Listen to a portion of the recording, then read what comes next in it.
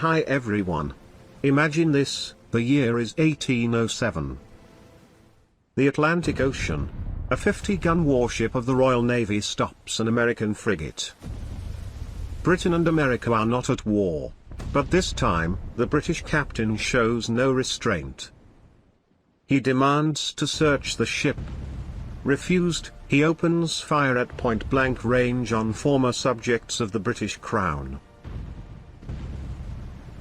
The incident nearly ignites a war years too early. And the ship itself, HMS Leopard, becomes a symbol of national humiliation for the United States. And the very spark that, 7 years later, will help set the War of 1812 ablaze.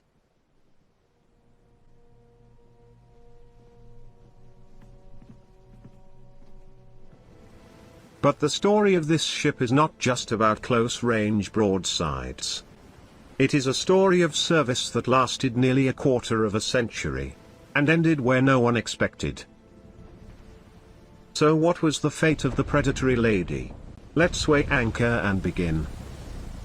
HMS Leopard was laid down at a time when Britain was preparing for great wars. Launched in 1790, she belonged to the Portland class, so-called fourth-rate ships.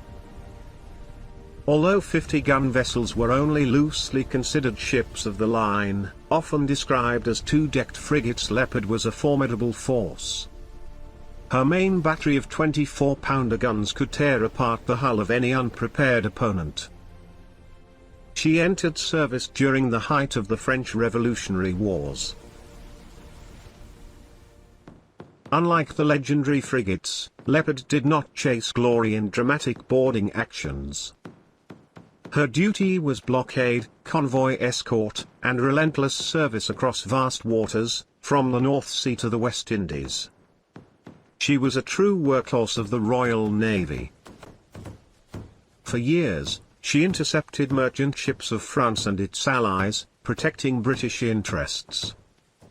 But her fame would come not from battle with an equal enemy, but from what historians would later call a diplomatic miscalculation.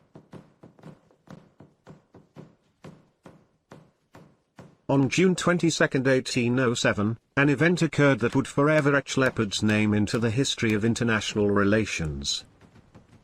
The Royal Navy was suffering from a shortage of manpower and practiced impressment, the forcible removal of suspected deserters from American ships. Captain Salisbury Humphreys, commanding Leopard, intercepted the American frigate USS Chesapeake. When the American commander, Commodore James Barron, refused to allow a search of his ship, Leopard opened fire at near point-blank range. 3 broadsides were enough to force the Americans to strike their flag. The British boarded the ship and seized 4 suspects. One of them would later be executed, the others punished. In the United States, the event was denounced as a massacre. HMS Leopard became a symbol of British arrogance.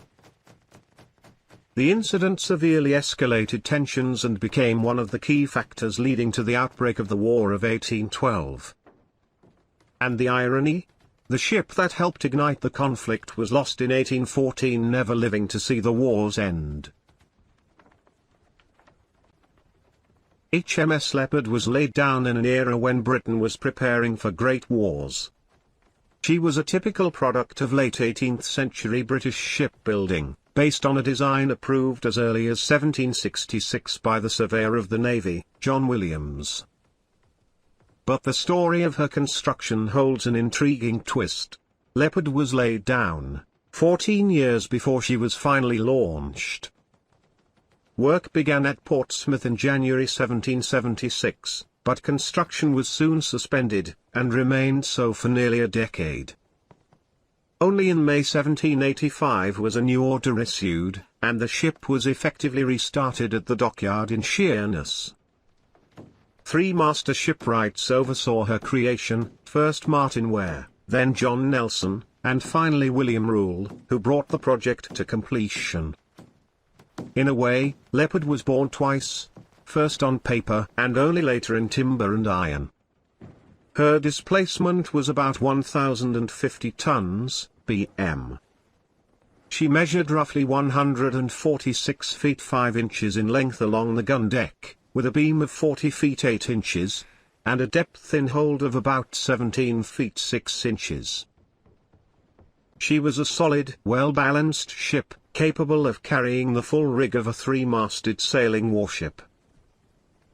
Her main battery consisted of 22 24-pounder guns mounted on the lower deck, the strongest part of the hull. On the upper deck, she carried 22 12-pounders, while the quarter-deck and forecastle mounted an additional 6 6-pounder guns for close action. This armament allowed Leopard to stand confidently against frigates and merchant vessels, though, of course, she was no match for the 74-gun giants of the line. Her crew numbered around 350 men. After the incident with USS Chesapeake, HMS Leopard continued her service, but in a very different role. In the following years, she took part in Royal Navy operations aimed at suppressing the transatlantic slave trade. She was involved in the capture of several slave ships attempting to carry enslaved Africans across the Atlantic. When the War of 1812 broke out, Leopard was no longer considered fit for front-line combat. Her guns were removed, and she was converted into a troop transport. That war would prove to be her final chapter. On June 28, 1814, HMS Leopard set sail from Britain bound for Quebec, carrying around 475 troops of the 93rd Regiment of Foot. As she approached the Gulf of St. Lawrence, the weather turned treacherous. A dense fog rolled in, reducing visibility to almost nothing. Navigating blindly through dangerous waters, Leopard struck a reef off Anticosti Island. The impact was devastating. The ship ran hard aground, her hull badly damaged. Efforts to refloat her failed, and it quickly became clear that Leopard was lost. But what followed was not chaos, it was discipline. Despite the wreck, every single person on board survived. The crew and soldiers managed to reach the barren, wind-swept shores of Anticosti Island. Stranded in a remote and unforgiving environment, they endured harsh conditions until rescue could be arranged. In the end, the ship was abandoned and gradually broken apart by the sea. HMS Leopard was not just a victim of nature. She became a symbol of how a single broadside can alter the course of history.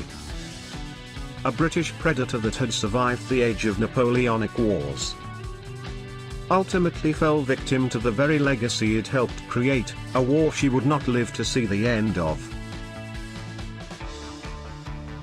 Thanks for watching.